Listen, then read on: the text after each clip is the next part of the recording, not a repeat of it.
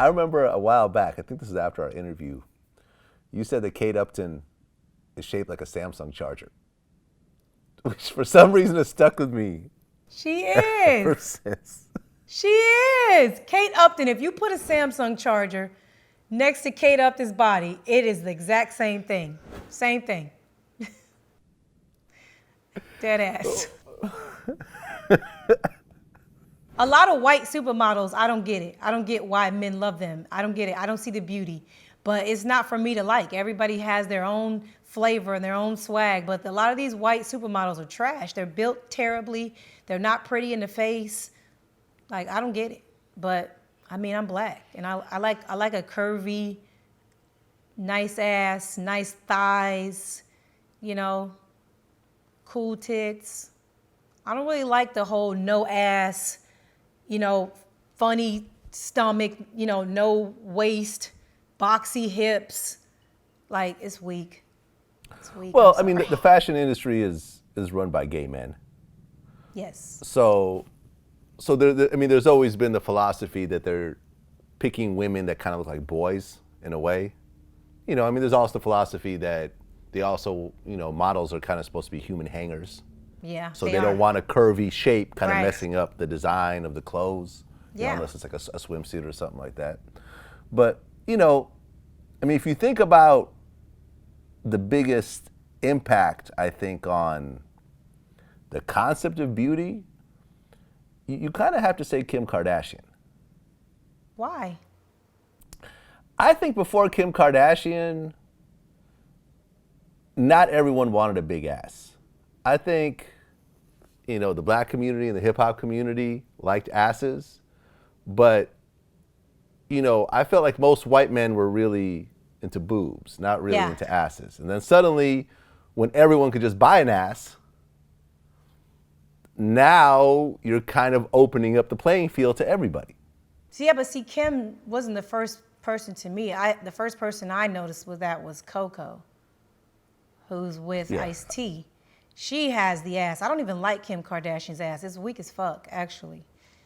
And it only looks good in clothes, and that is, to me, is disgusting. Like, I think a woman's beautiful naked, natural. I don't think that, like, I have fake boobs, but, you know, I had to buy these for my man, you know? But I think a natural body is beautiful, and anything that you have to, she's done too much work for me to call her beautiful.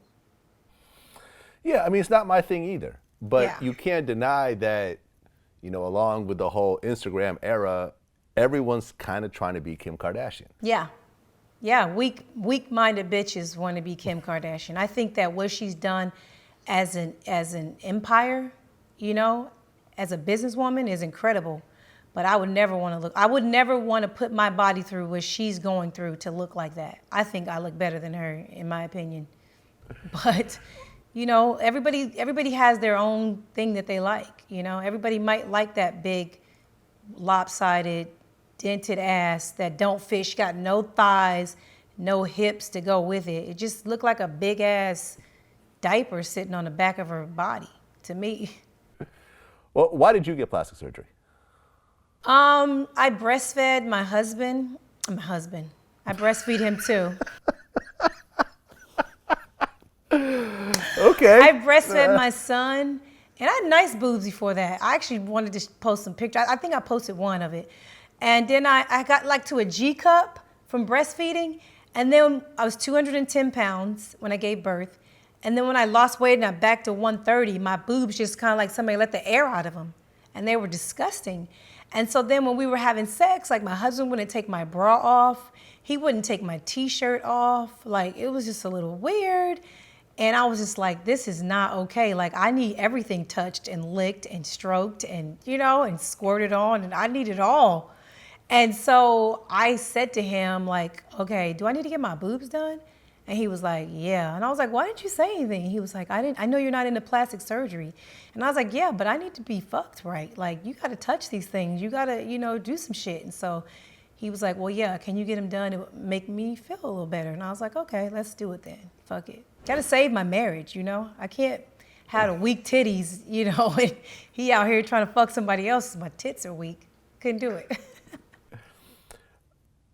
I mean, was it an adjustment period that now you have, because you have what, silicone or saline? Silicone. Silicone. So suddenly you have 2 silicone bags permanently in your body. Yeah. Whereas your whole life, it was just nothing, it was just your regular body. And suddenly you have these 2 foreign objects in there. How, was there a level of, oh God, what did I do, like in the beginning? Yeah, especially being an athlete. I played basketball, so, motherfuckers is said dirty pics and, you fall on the floor, you don't want to pop one of them. So there's an adjustment period of just them being there, and then Brent made me go a little bit bigger than my original size. So it's just an adjustment of having them. Everyone wants to stare at them if they're done right, and so it's fine. It took me about a year to adjust to them, and now they're a part of me now. So I don't even know that they're fake anymore because they're a part of me. So what are you working on these days? Right now I have a podcast, the Miko podcast. I do that every week. Sports and bullshit is what I call it. I'm currently getting ready to shoot my own sports talk show pilot, and I'm gonna be pitching that to anybody that will listen. And I'm just currently going around doing lots of interviews and just talking to people. I'm going to be doing a whole bunch of like celebrity basketball games. I'm doing one at the Pro Bowl. I'm doing a celebrity basketball game at the CIAA games. And I'm also doing one with Brian McKinney in a few weeks as well. So I'm just making my rounds, just trying to keep my name out, face out, so that when I do pitch this show, it'll have a better chance of getting picked up. Because I guess I'm just not really a household name. So I got to do a whole lot of work for people to even care about me having a show, for the most part. Well, are you going back to Basketball Wives? To Baller Wives? No, it wasn't picked up for season 2, even though I'm hearing that it was. I was told that it wasn't, but I'm still under contract, so I technically could still be a baller wife. But I don't know. I don't know if I'll do reality TV anymore. I don't like. I'm a real bitch. So when you edit me to not look real, it bothers me. I would rather people hate me for who I truly am than to like me for some edited bullshit that I'm not, Right, because I guess there were some fights that happened on the first season of Baller Wives that never got aired. Yeah, there was fights. The people didn't see them, man. I mean, I got maced. Me and Stacy got maced by Geneva at a crowded ass restaurant.